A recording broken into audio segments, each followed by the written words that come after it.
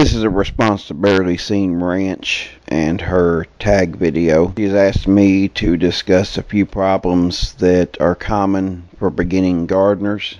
I tried to do the video before and wound up with over an hour of video and just couldn't get it edited down because I think I was going into too much detail. So here is the short and sweet version. The most important book that you can own for gardening post SHTF is Rodale's Garden Problem Solver.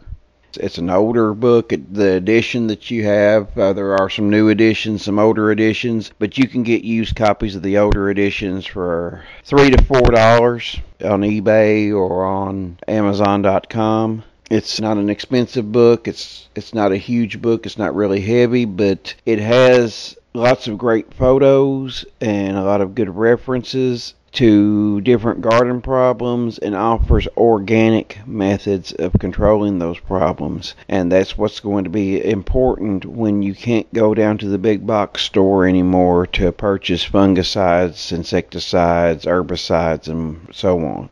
The first step is own that book, or at least something really similar. I'm sure there are other great books out there. I own quite a few myself, but Rodale's is my favorite. I covered this in a previous video, but I'm going to cover it again because it cannot be stressed enough. The most important thing when growing any plant for success is the soil. You want to have a good amount of organic matter in the soil, and the soil has to have both the ability to retain water as well as nutrients, and it also has to have the ability for that water to pass through. Clay is far too compact. The water takes too long to percolate through the soil, so if you get a very rainy season, you drown your plants. However, it holds nutrients very well, and it actually does a little better when there's a little gap between rain. Sand, on the other hand, lets everything go through too fast, so you want a mid-level of soil. Now, if you have a lot of clay or a lot of sand, either one, you can fix that by adding organic matter to it. Or you can add some of a mid-level of topsoil to it, if that's available to you. But the top 12 to 18 inches of the soil level is what's important, and you need to have nutrients there as well as the water. Now, the best thing to do there is, again, your organic matter, leaves, compost, whatever, grass clippings. That will give the microbes in the soil something to feed on, and in turn to feed the plants. As far as diseases go, there are so many dozens, hundreds of different diseases to cover that they can't all be covered. But the majority of diseases are caused by fungi. Now, you have good fungi and bad fungi in your garden. The bad fungi will feed on sugars, and they will feed on plants. The good fungi feed on sugars, and they feed on bad fungi. So your idea is, since your good fungi will feed on sugars, and the more sugars there, the more they will multiply.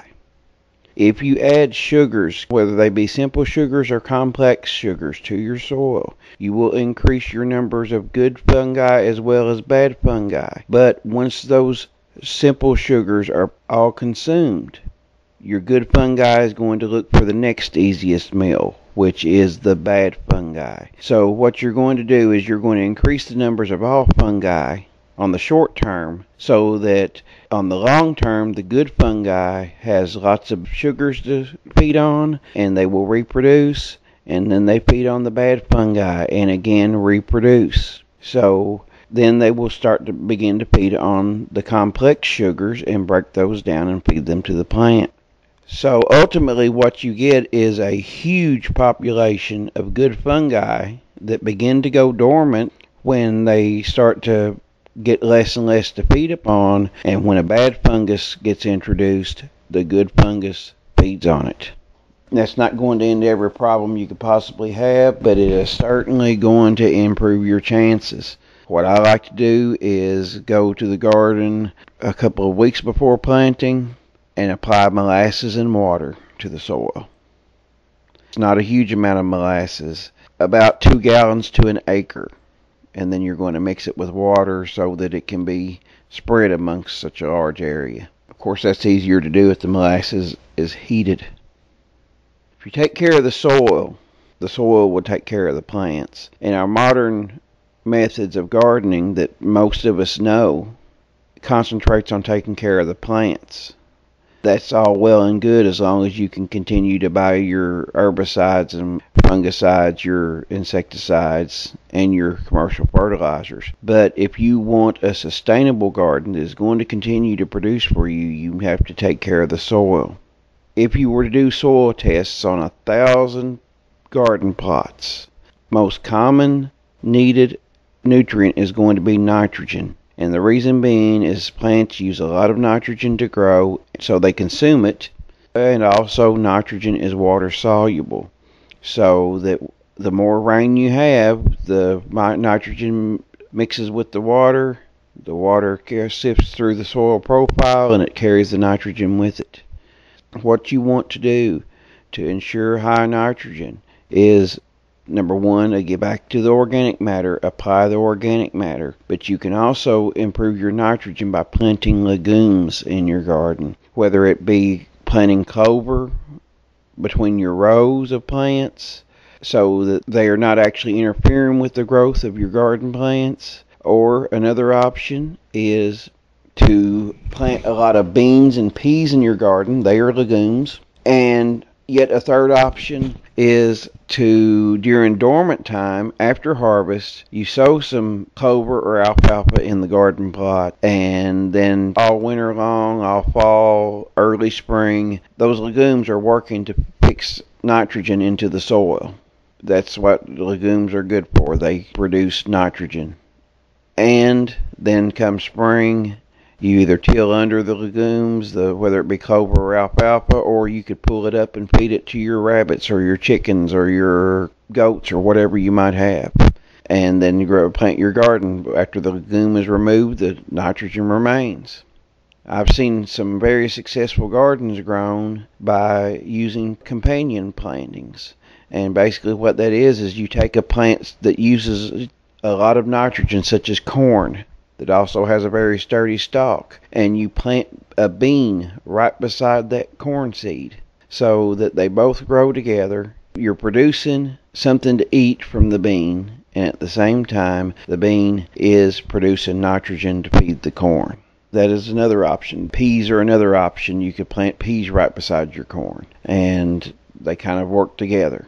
So ultimately, in a nutshell, take care of your soil. Purchase the book, Rodell's Garden Problem Solver. It's written in very plain English. It's not an expensive book, and it's worth its weight in gold. And remember your nutrients. Organic matter, organic matter, organic matter. I can't say it enough.